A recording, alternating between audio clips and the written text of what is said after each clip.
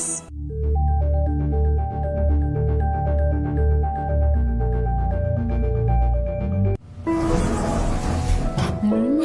Amoy forever. Amoy LQ. Amoy Nutella Berry Blooms. Amoy kalat, amoy good vibes.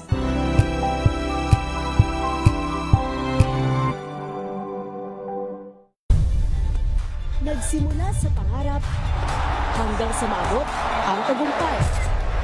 Iba't ibang kwento, iba't ibang mukha ng atletang Pilipino. Mas pinatindi, mas pinalakas, at mas pinaaksyon sa Match Point tuwing Sabado, 12:30 ng tanghali sa DZRH TV.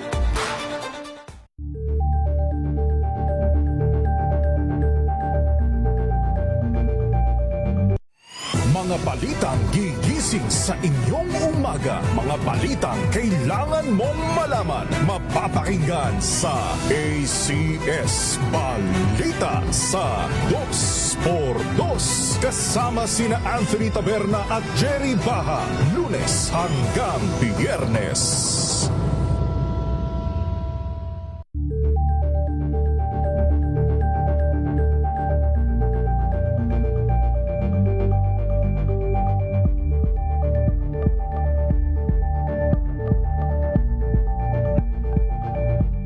Alamin ang mga maiinit na isyung pambayan, mga balitang kailangan mong malaman, usapin sa pamahalaan, politika, ekonomiya at kabuhayan. Ito ang mga dapat mong malaman, pakialaman at pag-uusapan dahil kayo ang tinig ng mamamayan dito sa Damdaming Bayan. Live sa DZRH Radio, DZRH TV at DZRH Digital. Mga kalunas, dahil sa inyong pagtitiwala, ang Lunas ay may extension na. Lunas Extension. Ang programang ito ay hatid sa inyo ng Makati Medical Center, the hospital with a heart. Thursday evening, samahan niyo po kami for 30 minutes at pag-usapan po natin ang ating kalusugan, pangangalaga po ng ating katawan at pag-iwas sa iba't ibang karamdaman. Welcome na po sa programang Lunas Extension sa DZRH at RHTV. Makakasama po Eleni Bensal at ngayong gabing ito sasamahan nga rin po tayo ng isa sa mga pinagkakatiwalaang gastroenterology specialist ng Makati Medical Center. I-welcome po natin Dr. Maria Andrea Vergara Gozum. Good evening, Doc, and thank you for joining us tonight. Kumusta po? Hi po, good evening po, and to all the viewers as well. Yes, magandang gabi na nga rin po sa mga nakatutok sa atin via live streaming sa ating Facebook page na DZRH News. Ngayon, Doc, pag-uusapan po natin fatty liver.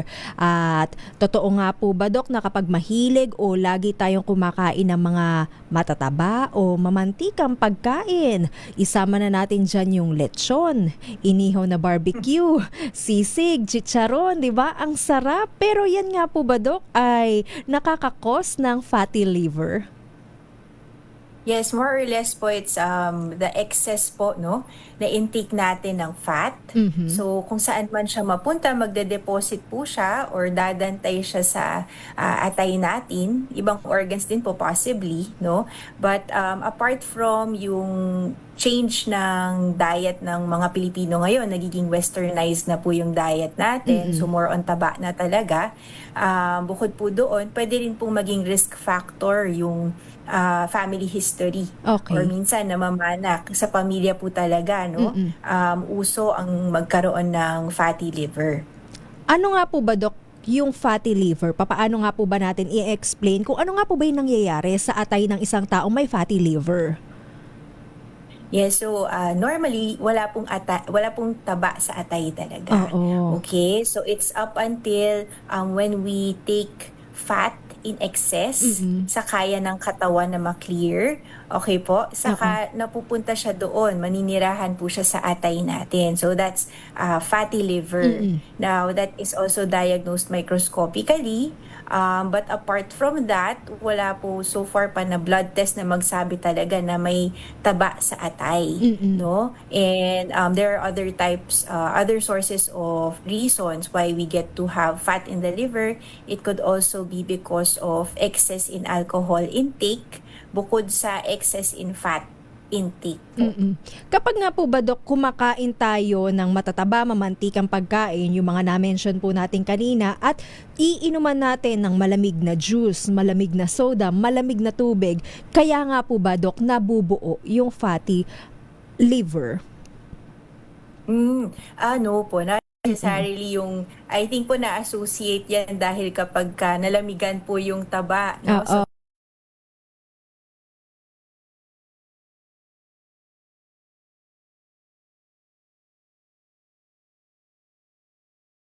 Okay. at yung hindi ho natin nababurn. So, nagpa-positive balance po yung taba sa katawan natin. Maninirahan po siya, makita po usually to sa mga tao din na malalaki ang tiyan, yung may fat sa tiyan. More than po yung, di ba po may mga heavy set built talaga na malalaking tao, but more or less these are people talaga who have fat adiposity po sa chan area po. Ano nga po ba, Dok, yung nararamdaman or sabihin natin yung signs and symptoms ng may fatty liver? Sadly po, more common would be asymptomatic patients. Wala hong nararamdaman.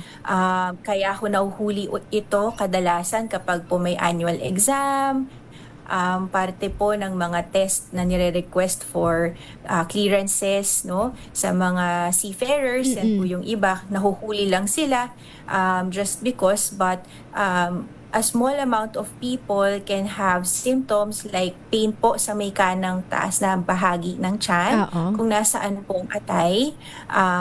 Minsan po pagod ang pakiramdam, but these symptoms po would already reflect na namamaga ang atay po, no? So medyo at yun, again, more or less, mas common po na walang nararamdaman at nahahagip lang po ng workup. Kaya pala may taba po sa atay. So Yun lang usually, po nakikita.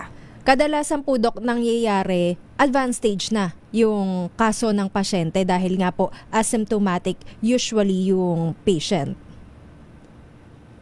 Yes, opo. Parang backtracking na lang yung nagaganap na baka by history, no, or by getting the previous records, we see na ang risk lang pala talaga ni patient kaya siya nagkaroon ng advanced liver disease is because of a prolonged fatty liver na hindi ho naalagaan, hindi na burn, no? So kasi po it can elicit prolonged injury sa atay na minsan tahimik lang po, hindi nararamdaman nga ni patient.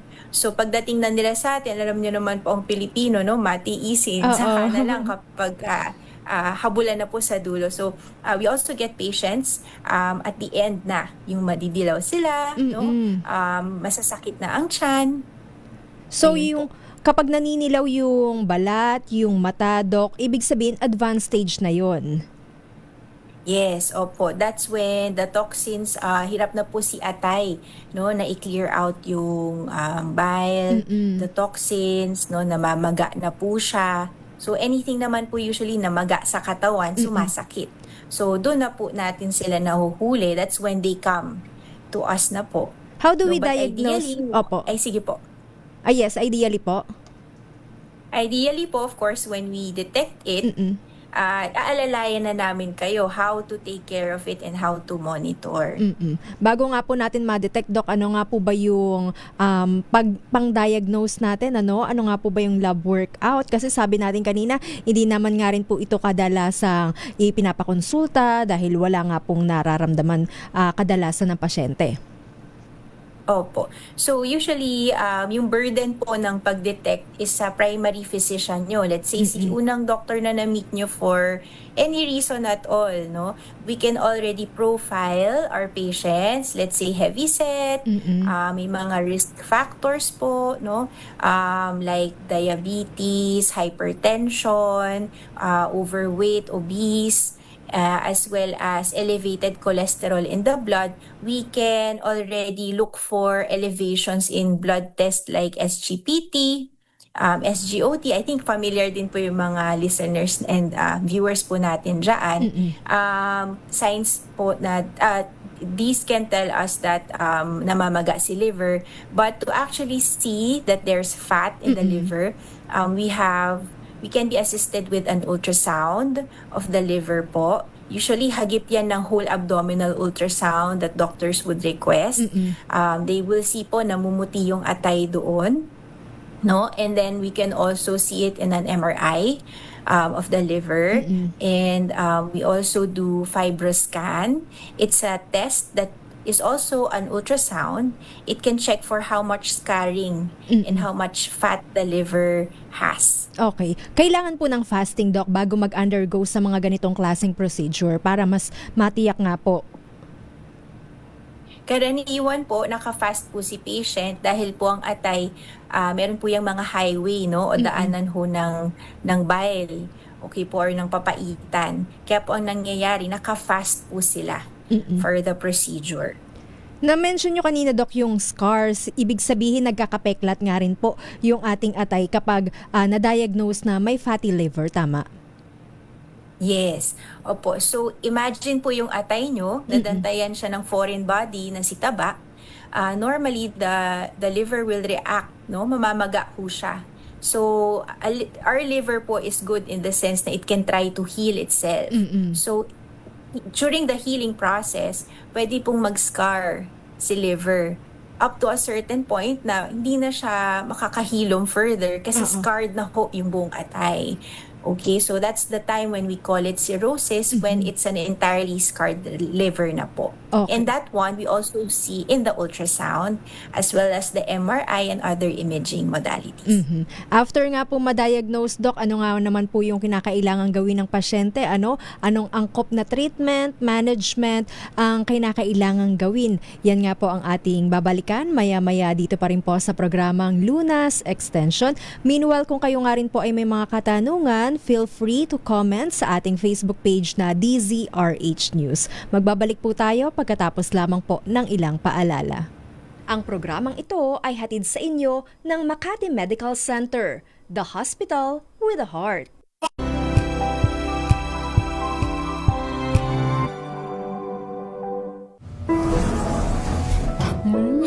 Amoy forever.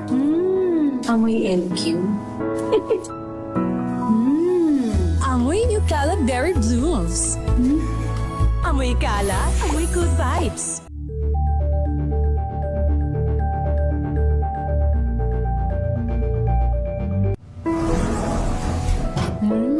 Amoy forever. Amoy LQ. Amoy New Caleb Berry Blooms. Amoy kala, amoy good vibes.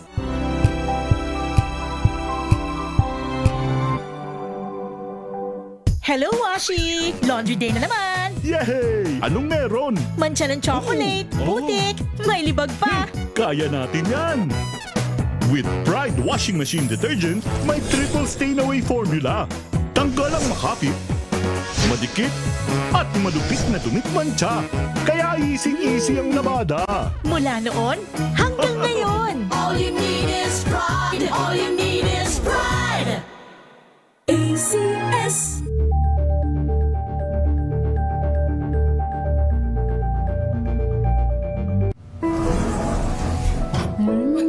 Amoy forever. Amoy LQ. Amoy New Caleb Berry Blooms. Amoy kala, amoy good vibes.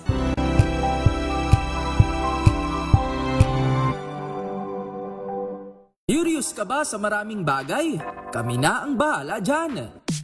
Aalamin, tutuklasin at bibigyang linaw namin ang mga katanungang bumabagabag sa inyong isipan. Sa programa kung saan ang bawat sagot ay galing lamang sa mga eksperto. Ang Expert's Opinion, tuwing linggo 3:00 ng hapon, dito lang sa DZRH TV.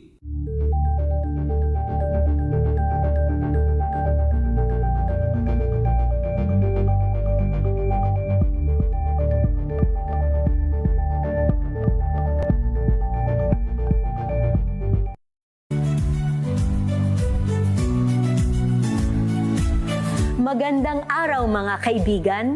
Ito po ang inyong balerina ng bayan, si Lisa Makuha Elizalde, na nag-aanyaya sa inyong samahan kami at ang aming mga espesyal na panauhin para sa kalahating oras ng masayang kwentuhan sa aming programang Art to Art, kung saan ang usapang sining at kultura ay para sa lahat. Huwag kaliligtaan, tuwing linggo, 3:30 ng hapon, dito lamang sa DZRH Radio, DZRH TV, at via online streaming.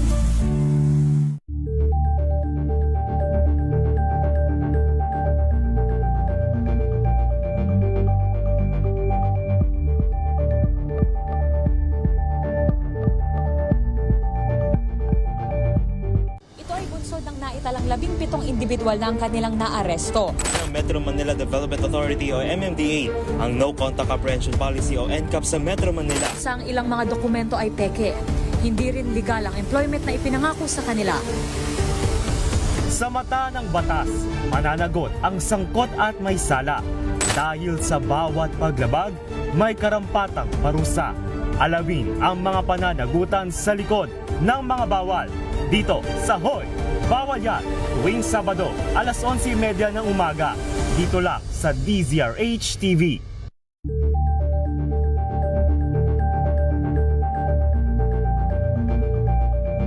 We've got you covered. From the hottest hits, exclusive interviews,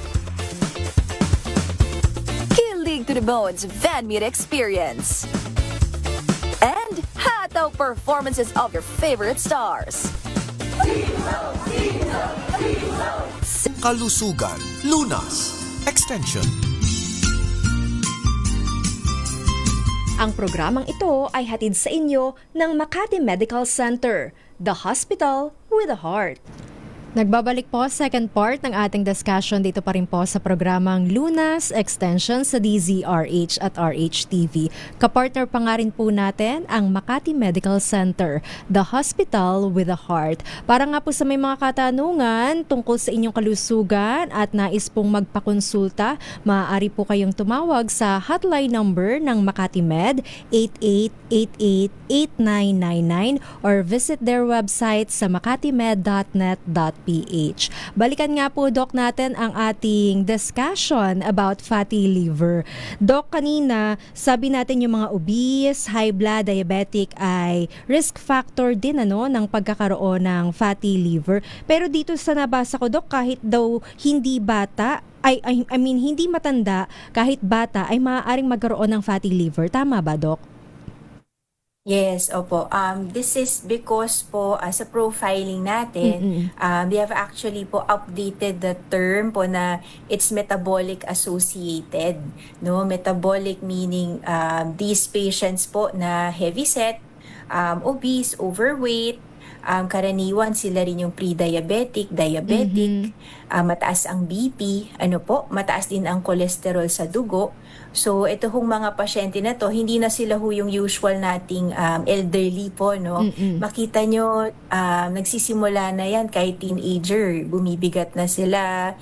We have increasing number of obese patients na rin po. So it's not really an age issue po, it's really talaga po yung profile nila pagdating nila sa atin. Makakita lang po ng some risk factors, important to already look for possibility of fatty liver. Opo. Kasama na nga rin siguro dyan, Doc, yung ating lifestyle, dahil nga po yung kinakain natin ngayon talagang hindi na rin matitiyak na lahat ay masustansya o sabihin natin hindi lahat ay lutong bahay na may mga gulay, di ba? Yes, opo. So, part of the treatment plan or management plan po is the type of food. So, one of the advice is to avoid yung pong processed na mga pagkain. Maigi po na lutong bahay, bukod sa less fatty sila. And then, one of good studies na backed up po would be a Mediterranean diet. No, yung marami siyang gulay, very healthy, yung pong na pitas po talaga siya sa farm, yung mga ganyan, no? Least processed type of food. Some patients even po come na payat sila and yet they have fatty liver. Okay. No? So, not all the time na Obese they ang have a patient. certain profile. Opo, yun lang yung iimbestigahan. So, lahat ng pasyente na makausap, family history din po, ano bang type of diet sa household, doon po kasi na-expose yung mga pasyente, no? Siyempre, tayo pong Pilipino, mahilig kumain sabay-sabay. So, usually, family illness na siya. Yes, so, ini-interview din po talaga lahat ng members din ng family kung ano bang diet po sa hapag para po mag-guide well and ma-detect siya early. Kadalasan kapag may kasabay kang kumain, napapasarap ka, Doc, 'di ba? Hindi lang extra rice, extra rice, extra ulam din. Yes, opo. Okay, so puntahan naman natin ngayon, Doc, ang gamutan. Papaano nga po ba natin ina-address itong fatty liver? Ano nga po bang kinakailangang gawin para manumbalik muli yung dating sigla at dating kondisyon ng ating atay? So, sa management po ng fatty liver, wala pong single drug talaga ang makakatalo po sa lifestyle modification. Paulit-ulit po itong sinasabi ng maraming doktor, but specifically, ano ba si lifestyle modification? So, by numbers po, if we are overweight or obese, weight reduction po of at least 5% and above may decrease po yung taba sa atay. Okay? Another would be depending on gaano siya kamaga.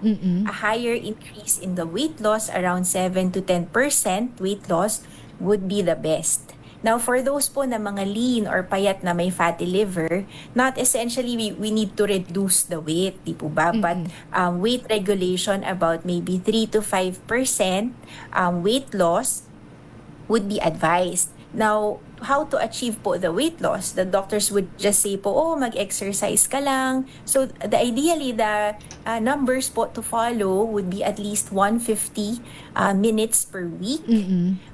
Ideally po, it's not more than 2 days apart kasi magba-back to zero po yung pag-exercise natin. So, medyo commit, no?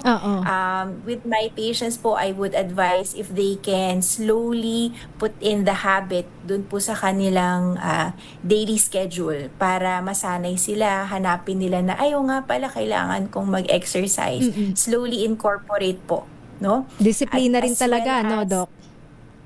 Yes, opo. As well as hindi rin po healthy yung agarang bagsak ng timbang. Sometimes people would do a crash diet, but doing so will even put you at risk for fatty liver also. Yung biglaan pong weight loss. So, apart from the physical activity, smoking cessation would still be advised. And there's actually some medications po that have small studies po, no, like vitamin E, pioglitazone, and other metabolic factors po na na-mention earlier should really be controlled, such as your sugar, your cholesterol, and then your blood pressure.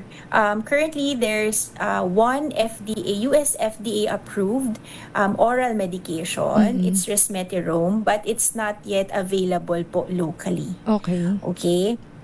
So, sa atin po, mga Pilipino, is really more of lifestyle a modification. recommendation. Yes, opo. Some doctors would prescribe liver supplements. No po? We hear this all the time. Vitamins ni atay. Okay? Wala po talagang studies that would support na it's part of the regimen. but it's a discussion with our patients, no, if they can afford or if we can put in additional medications in their list of medications. It's a discussion po if the patient is amenable. Okay. Dok, meron nga po bang pamamaraan or sabihin natin screening test kung nagre-regenerate yung ating liver, kung sakali nga pong napinsala siya dahil nga po sa ating lifestyle, 'di ba? Na hilig tayo sa pagkain ng mga matataba, mamantika, or di naman kaya nahilig nga rin po tayo sa pag-inom ng alak. Makikita nga po ba natin, Dok, kapag adapt tayo ng lifestyle modification, nag-exercise, vegetarian diet, makikita natin nag-i-improve na rin unti-unti yung ating atay? Yes, similar with the tests we request po for screening, no, sa certain blood test combinations and ultrasound at least would tell us, show us some changes po, no, improvement in your fatty liver, as well as yung scarring and yung pong pamamaga.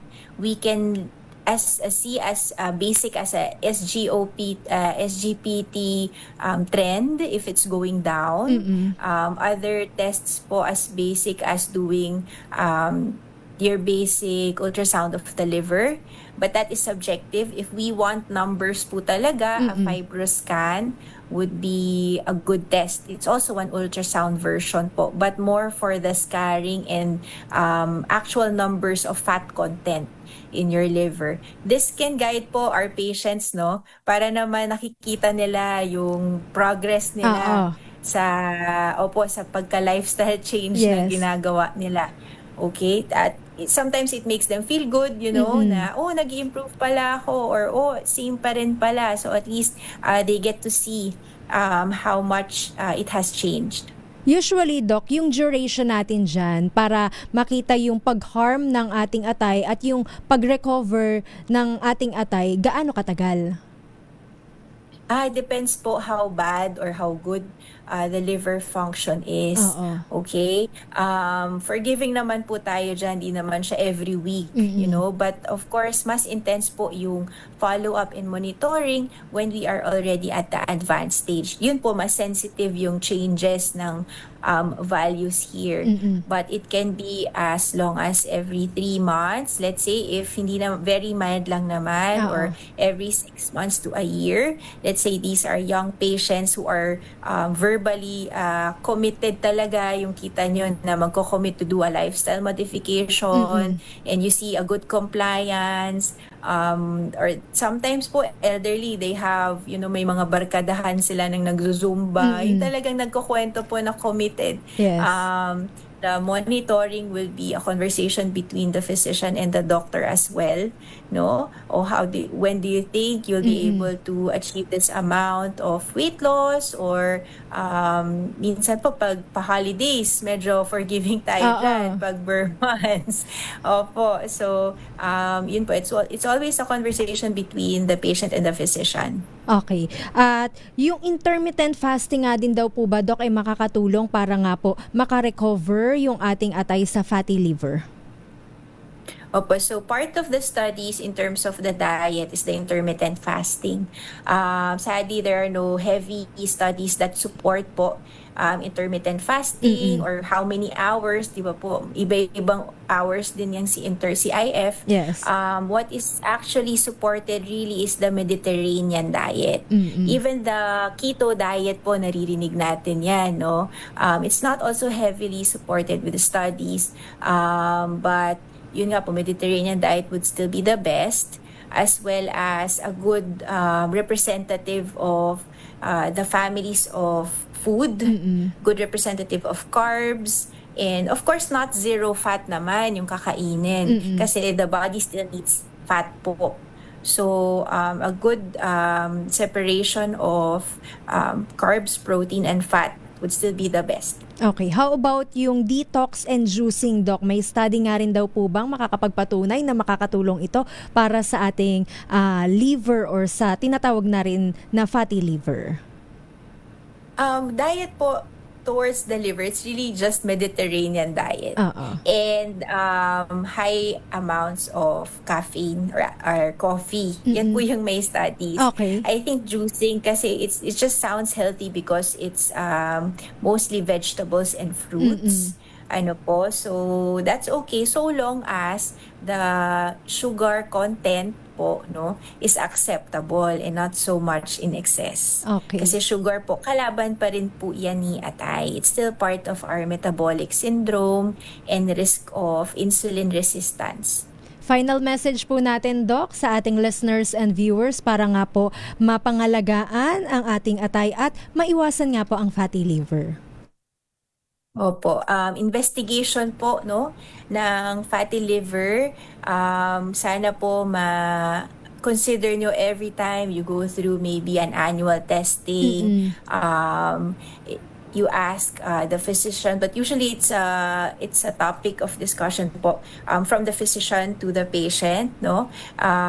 Investigation would be the best early on to catch it early and avoid po na mamaga si atay and even progress to an advanced stage. Everything can be corrected naman po so long as you can also commit to a good lifestyle change. Yun po, wala na yung expense, no? It's really, hindi yan Mas babayaran matipid or pa. bibilhin mo sa drugstore. Yes. So, investment na lang po sa katawan, very, very important. Opo, yun lang po. Thank you so much, Dr. Maria Andrea Vergara Gozum, ang ating gastroenterology specialist. Invest in your health. Kaya naman po kung kayo ay may mga nararamdamang hindi kaaya-aya tungkol sa inyong kalusugan, magpakonsulta po sa ating mga pinagkakatiwalaang espesyalista. Maaari pa rin po kayong tumawag sa Makati Medical Center hotline number 8888-8999 or visit their website sa makatimed.net.ph. Kasama nyo nga rin po Eleni Bensal, bumabati ng magandang gabi. At magkarinigan tayo hanggang sa susunod, dito pa rin po sa programang Lunas Extension sa DZRH at RHTV. Ang programang ito ay hatid sa inyo ng Makati Medical Center, the hospital with a heart. Mga kalunas, hanggang bukas dito sa Lunas Extension.